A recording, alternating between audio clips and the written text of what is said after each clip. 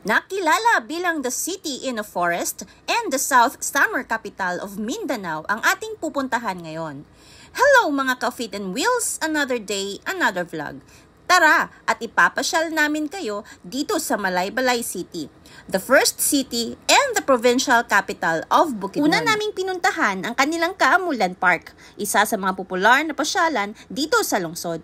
Yung pagpasok mo pa lang parang nasa ibang bansa ka na.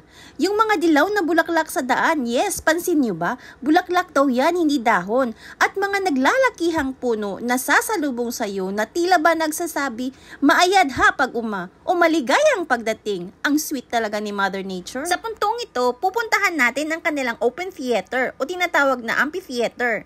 Maganda ang disenyo at ang laki. Agaw pansin talaga ang kulay dilaw na puno. First time po namin makakita ng yellow trees. Ito daw ay golden trumpet trees or tabiboya chrysantha. Not sure kung tama ang pag-pronounce ko ha.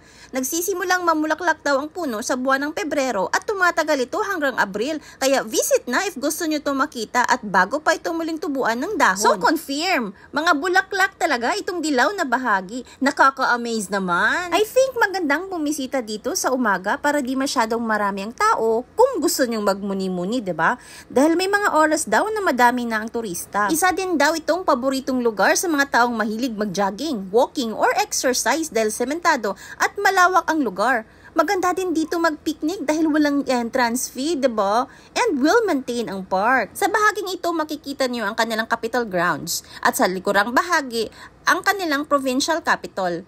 May iba pang offices katabi ng capital like Office ng Boy Scout and Girl Scout of the Philippines. Nandito din ang Hall of Justice and other government offices. Ito naman ang kanilang City Hall. Medyo may konting layo ito sa capital pero along the highway lang so mas madali nyo itong makita. Ang ganda ng kanilang City Hall daw palasyo at ang lawak. Maganda din daw bumisita dito paggabi dahil sa mga pailaw. Ang lungsod pala ay dating bahagi ng lalawigan ng Misamis Oriental at ito'y naging parte ng Bukidnon sa taong 1907. Nasa 91 kilometers ang layo nito kung galing ka sa Cagayan de Oro City. At ito ay may 46 na barangays. Imagine ang laki ng syudad. Taon-taon ay sineselebrate ng lungsod ang Kaamulan Festival. Ang salitang Kaamulan ay hango sa lingwaheng binukid na amul na ibig sabihin pagtitipon. Ang pagdiriwang na ito ay isang selebrasyon ng katutubong kultura at tradisyon ng 7 tribo ng Bukidnon. Nandito din sa Malaybalay ang isa sa mga sikat na tourist attraction ng Bukidnon. Ito ang Nasuli Cold Spring na isang freshwater lagoon sa Barangay Bangkod. May mga murang staycation din dito if gusto nyo mag-overnight stay sa Malaybalay.